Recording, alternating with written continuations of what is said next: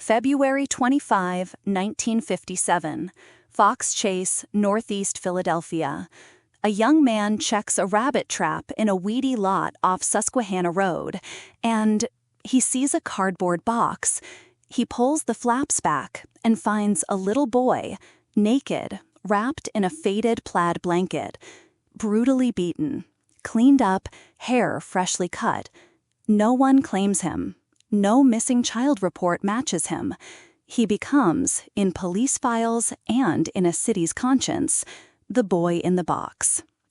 This episode of Still Unanswered is called The Boy in the Trunk. Why the trunk? Because before the cardboard, before the blanket, somebody, moved him, carried him, hid him, most likely in the trunk of a car.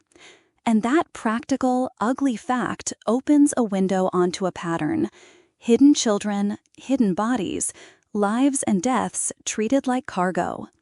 I'm Elena Maris. You know me from Still Unanswered. Today, I'm joined by Dr. Marcus Ellison, forensic genealogist and criminology lecturer. Marcus has worked with law enforcement on cold cases like this. Marcus, are you with me? Yeah, Elena, I'm here. Thanks for having me. This case, it's hard not to feel the weight. Right. And I want to be clear at the top. We're telling the story of a child who carried no name in public for 65 years. We will call him, now, Joseph Augustus Zarelli. His name was revealed publicly in December 2022 after DNA and genealogy work. But most of this story unfolds when he was still an anonymous boy in a box.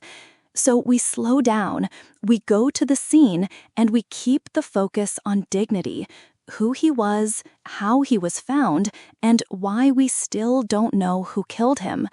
Marcus, can you say briefly what it means, scientifically and humanly, when a case like this moves from anonymous to named? Elena, naming a victim changes everything and nothing at once. Scientifically, identification through DNA and genetic genealogy is a technical victory. You connect a profile to relatives, you build family trees, and you can often find a birth record. Suddenly, the cold case has a human face and a lineage. Humanly, it matters because people finally have a name to grieve, a place to put flowers, a person rather than a symbol. But it doesn't answer every question. Who harmed them? Why? How? Those remain. And in many cases, the people who could answer are gone. So identification gives dignity, it doesn't always give justice. That tension, dignity without justice, is the thread we'll keep pulling today. But let's step back to February 25, 1957. I want to take listeners to that lot.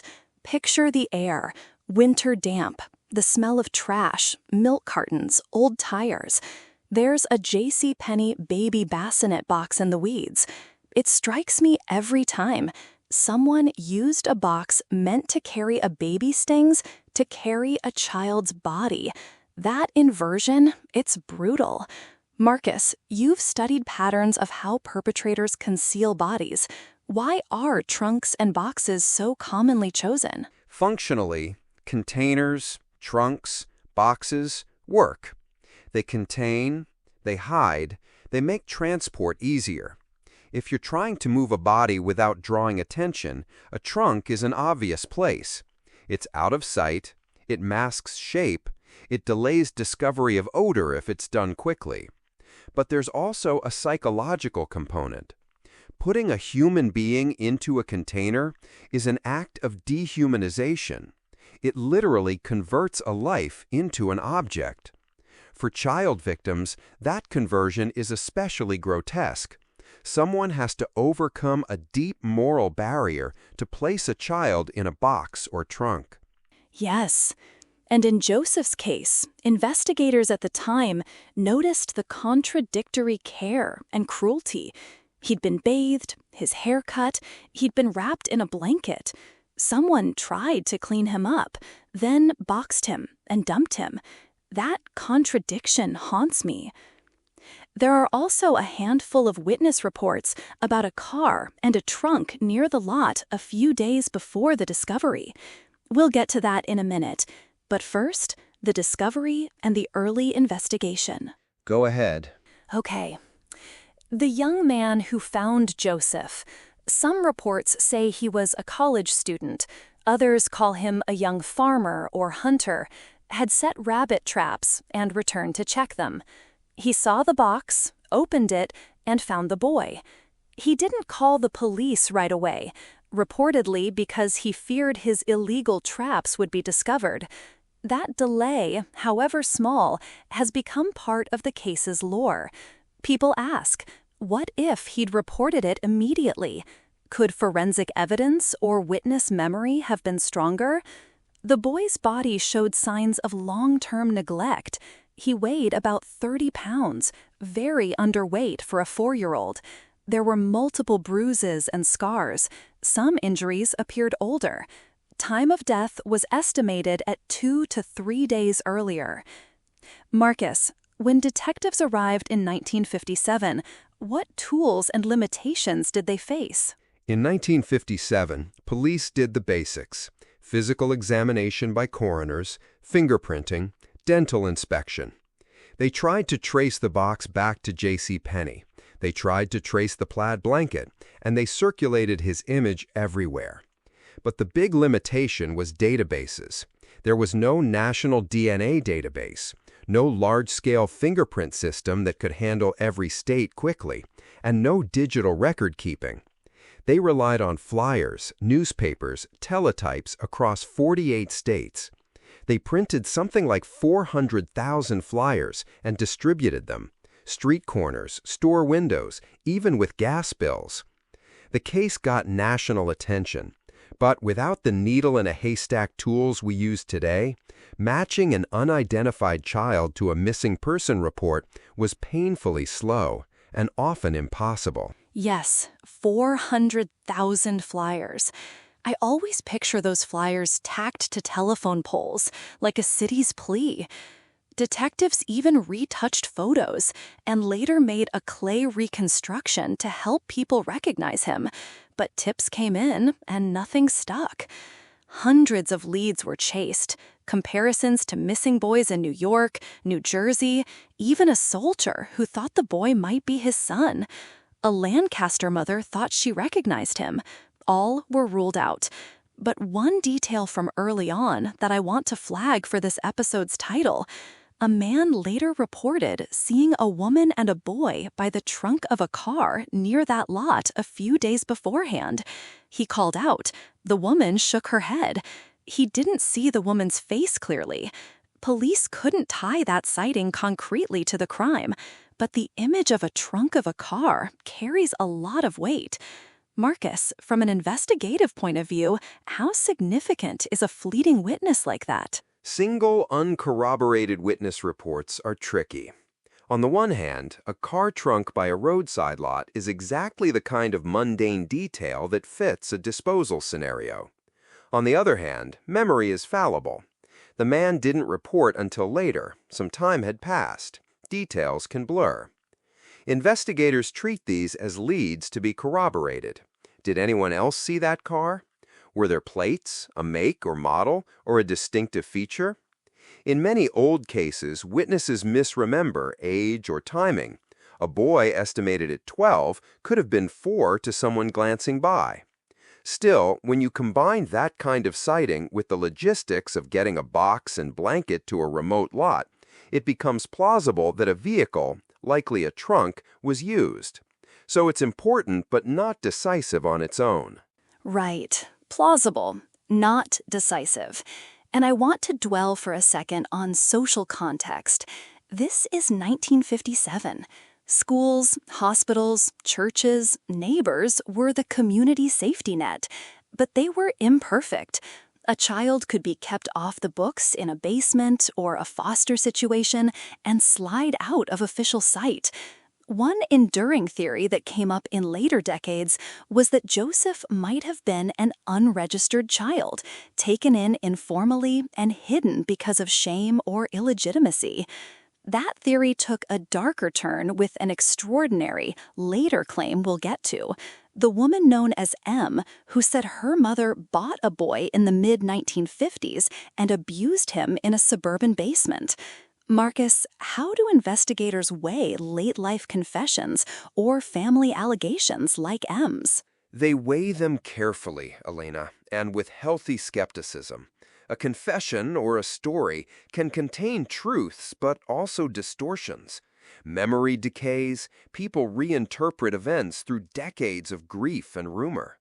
Investigators look for corroborating physical evidence, contemporaneous records, people who can verify timelines.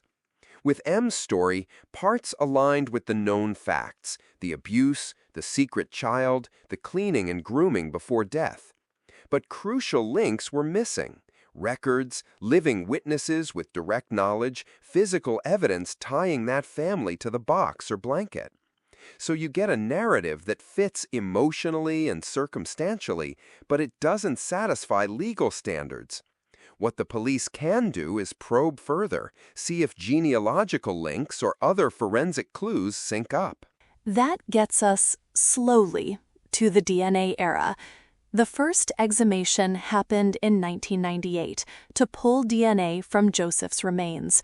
That was an extraordinary moment.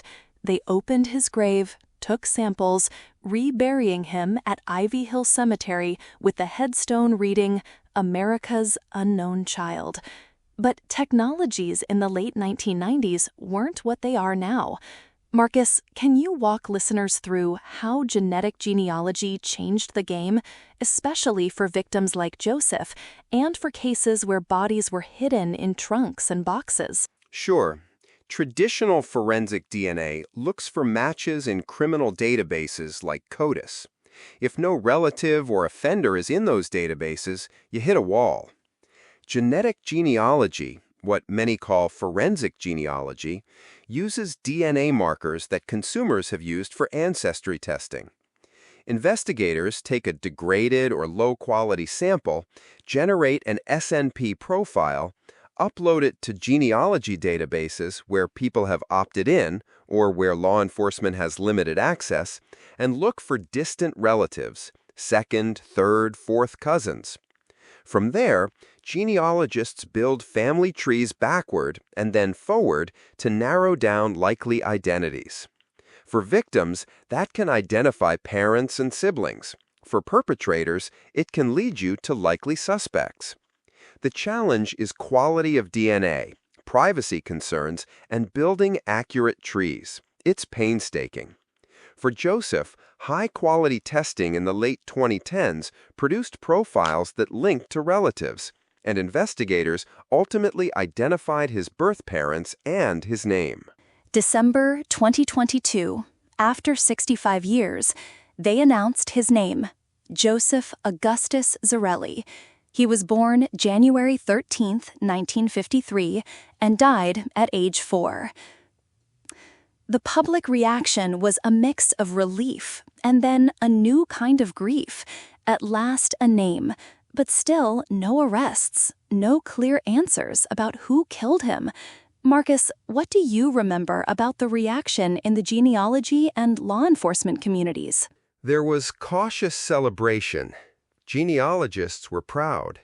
This was a powerful use of the method, restoring a name to a child long treated as an anonymous statistic. Law enforcement saw both a victory and a creeping complexity. Now they had to figure out how far to go publicly with family history without jeopardizing an active homicide investigation. And there were renewed debates about privacy. Relatives who took DNA tests for ancestry didn't necessarily expect their data might help identify a child killed 65 years earlier. So it stirred ethical conversations as much as investigative ones. Let's be honest. Naming Joseph also reopened wounds for his extended family, people who might have known or who had dark family secrets. or who were simply shocked to learn a relative had been an unidentified murder victim. The police said both of Joseph's parents were deceased at the time of the announcement, but that he did have living relatives. They did not accuse anyone publicly. Why would investigators hold back, Marcus? Because naming someone and announcing relatives opens investigative doors, but it also creates legal peril.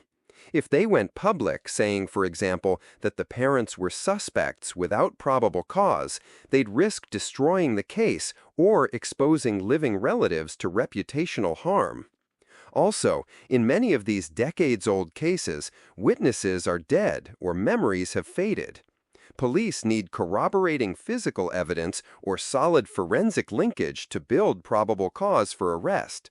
So the cautious approach is to publish the identity, let the family grieve, and continue quietly building evidence, searching archives, medical records, property records, or hair and trace evidence that may link a suspect to the scene. Listeners, one of the hardest things about this episode, and I want to be direct here, is that identification can feel like an ending. You might think, okay, case closed. But it's not. Sometimes a name is the beginning of a deeper, more painful investigation. Marcus, can you talk about some examples where naming a victim led to breakthroughs and some where it didn't? Sure. Evelyn Colon is a good example of naming leading to momentum. Found in suitcases in 1976 and long known as Beth Doe, she was identified in 2021 through genetic genealogy as Evelyn Colon, a 15-year-old. That identification led to renewed investigative focus and, eventually, arrests or charging developments. On the other hand, there are cases where identification doesn't immediately produce an arrest. Either the killer is dead or the trail goes cold.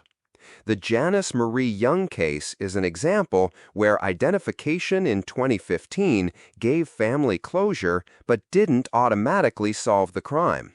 For Joseph, naming him is a necessary but not sufficient step. Right, and the emotional cost is high. For decades, people, strangers, volunteers, cemetery visitors left toys at Ivy Hill.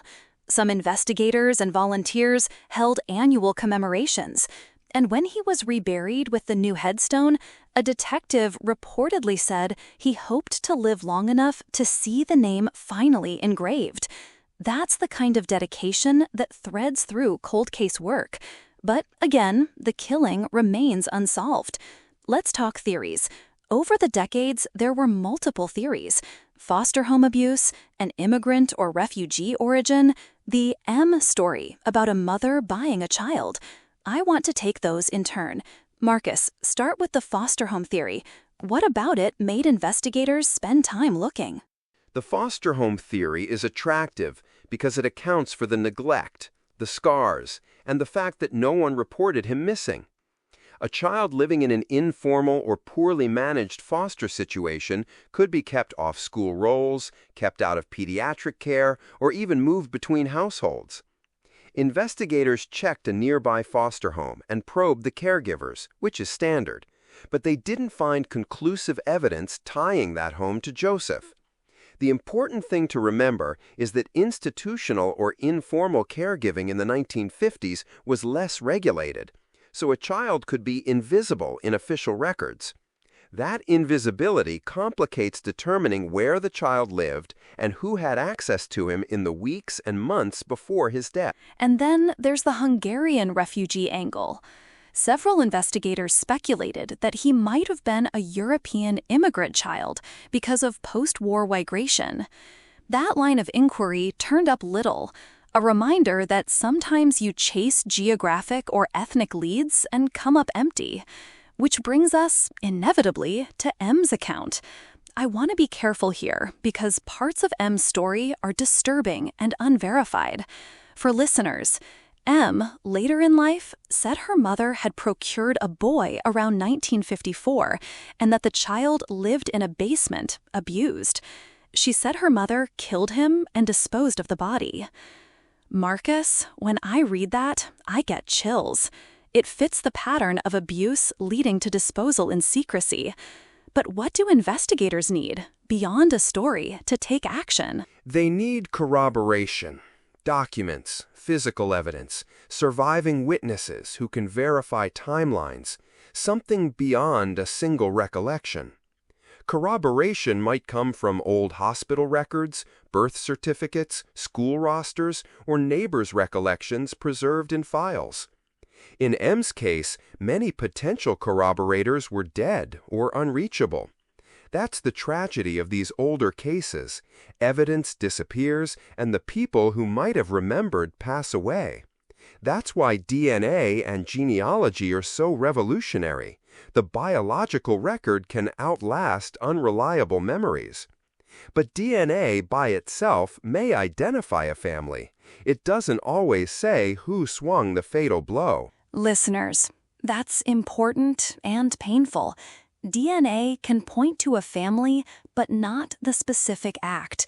For Joseph, both parents were dead at the time of the public announcement, and police have not charged anyone. That leaves open the possibility that a neighbor, a foster parent, an informal carer, or even someone outside the family could be responsible. We'll explore several parallel cases in a bit to draw broader patterns. But I want to ask you, Marcus, about the ethics and public perceptions around using consumer genealogy. There has been pushback. How should we feel about police using databases that people uploaded for family trees to identify victims and killers? That's a big question. Ethically, there are competing values: solving violent crimes and naming victims versus respecting privacy expectations of individuals who submitted DNA for ancestry. Many people didn't anticipate their distant relatives' data could link to a crime. Platforms like GEDmatch changed policies to allow law enforcement access only when users opt in, which is an important step. Transparency and oversight matter. Law enforcement should use genealogical tools subject to search warrants or clear guidelines, and they should be as limited as possible to the purpose identifying a victim or perpetrator. Many genealogists welcome the ability to help victims. Others worry about slippery slopes. The consensus in the forensic community is to use these tools responsibly, with care for privacy and the consequences for living relatives. I hear that. Responsible use with oversight. Let's step out of the laboratories for a moment and talk about containers. Why trunks, boxes, suitcases keep showing up in these crimes. We've prepared a few comparative cases, some older, some recent, that illustrate different outcomes. First, Vidal, California, 1969. Anthony Saul Gibbons, the so-called boy in the box, kept in a 6x6 box by a cult. He survived, and members of the Solar Lodge faced charges. That's a case where the box functioned as prolonged confinement rather than disposal.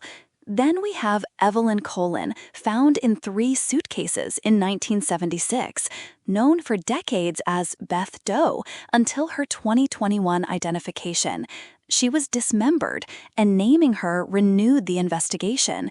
Then modern trunk cases, like the Celeste Rivas case and the Wellington Dickens case, show trunks are still used in hideous ways. Marcus, as you look across these examples, what patterns do you see about motive and method? Patterns emerge, though each case is unique. Common threads. Containment provides control, whether the perpetrator seeks to conceal, to delay discovery, or to exert domination.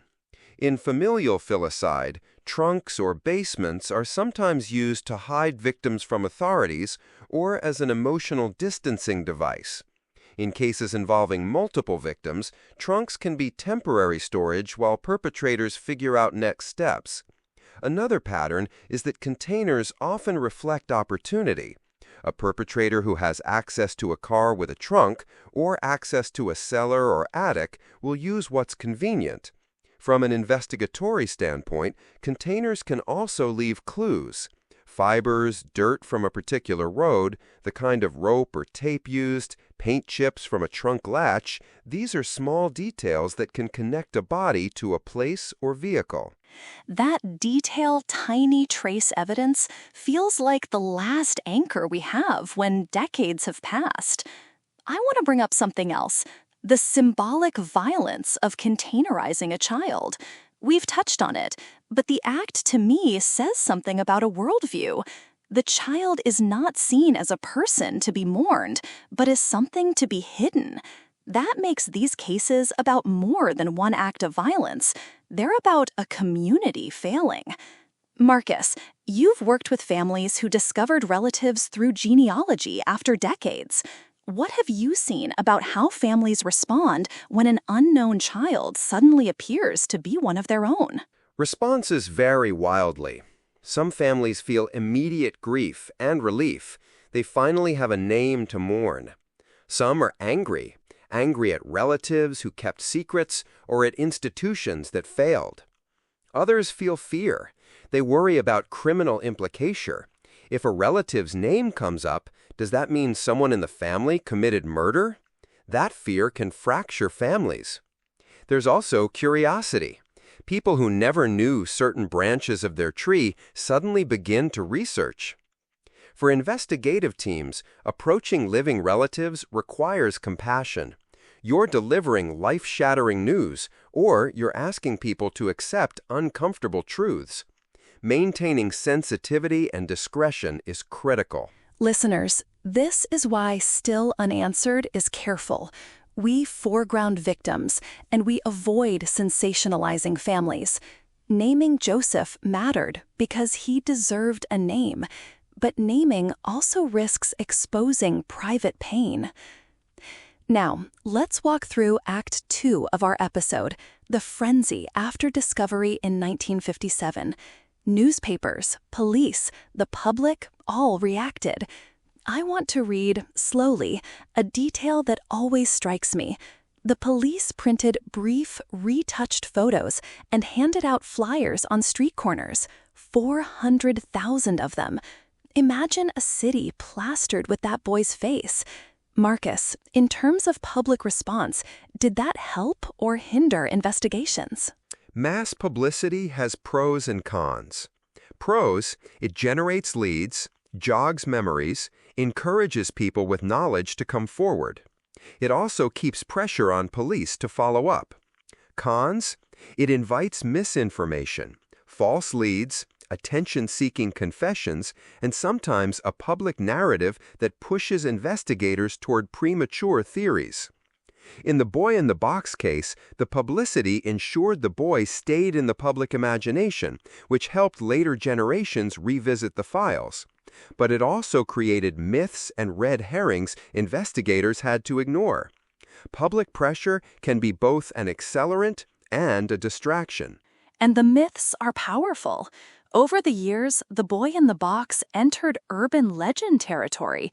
Books, speculation, rumors of orphanages, and even conspiracy theories. That cultural weight can obscure the more humble, terrible truth.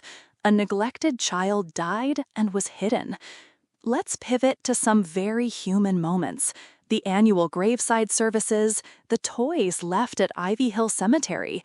For decades, people have visited, not because they knew him, but because they felt he deserved remembrance. Marcus, do you think public memorials like that influence investigations at all? Indirectly, yes. Memorials keep the case alive in public consciousness, which can motivate new witnesses to come forward or encourage families to check their attics or records. They keep pressure on agencies to allocate resources. But in terms of raw evidence, a memorial doesn't alter physical facts.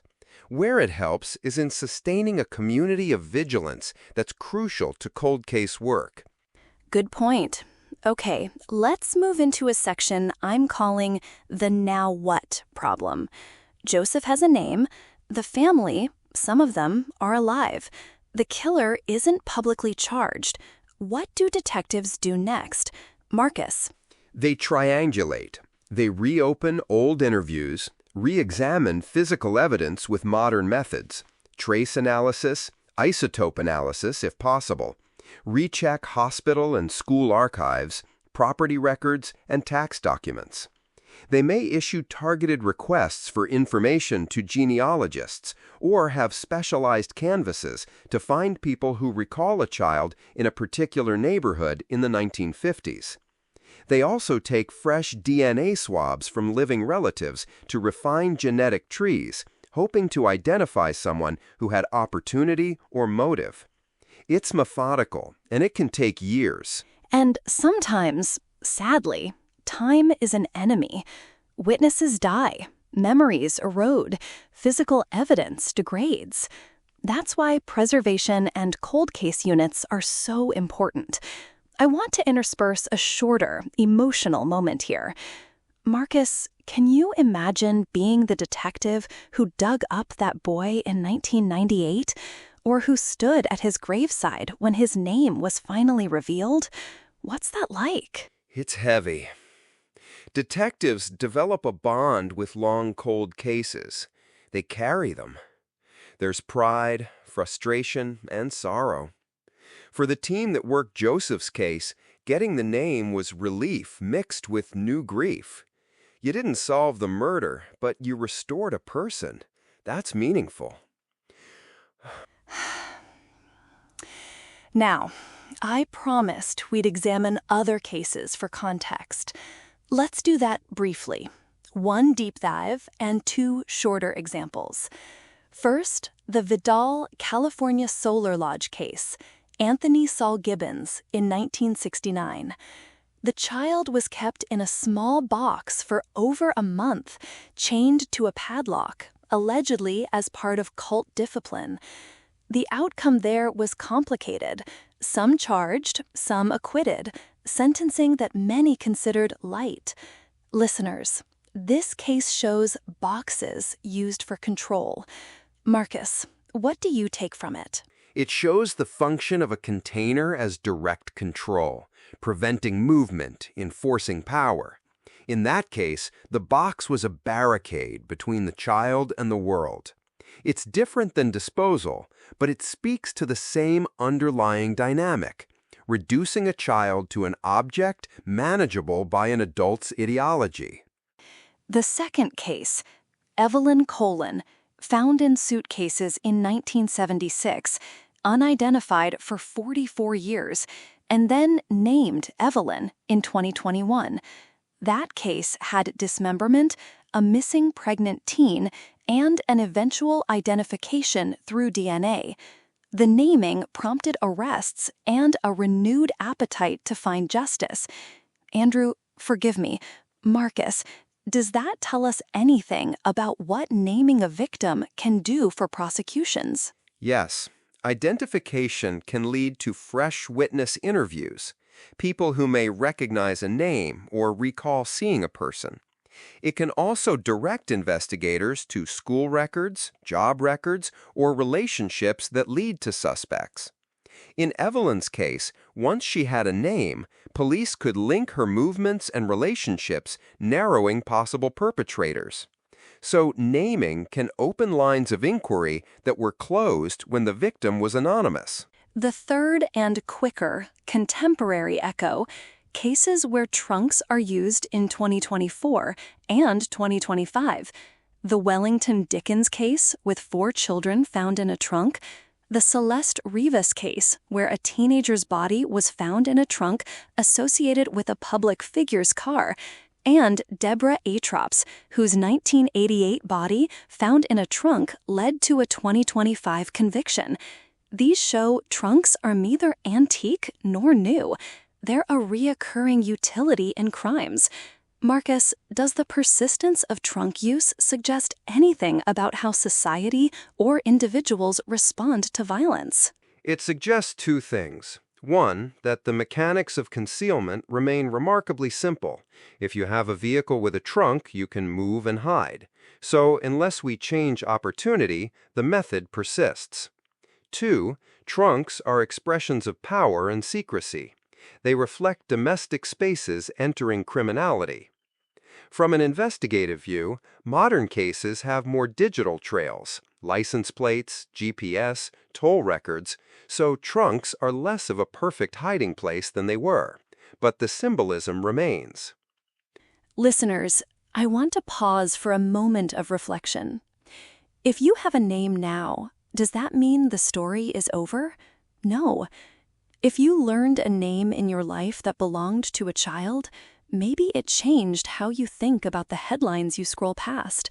For many of us, these cases are a kind of moral mirror. Marcus, before we move to closing, I have to ask, what would justice look like for Joseph at this point?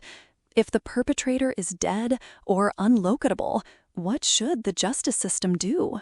Justice can take multiple forms. Criminal accountability, an arrest and conviction, is one route. But if that's impossible, other forms matter.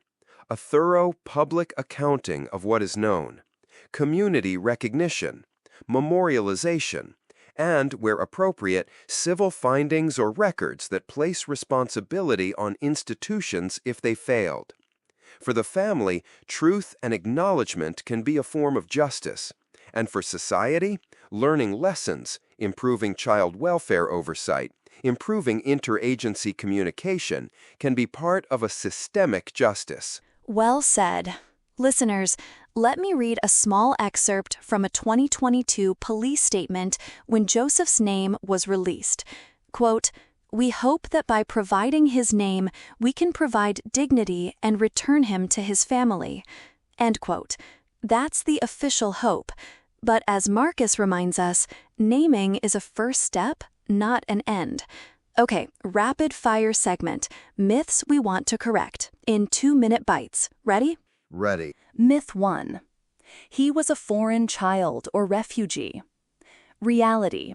Investigators explored that, but found no documentary evidence.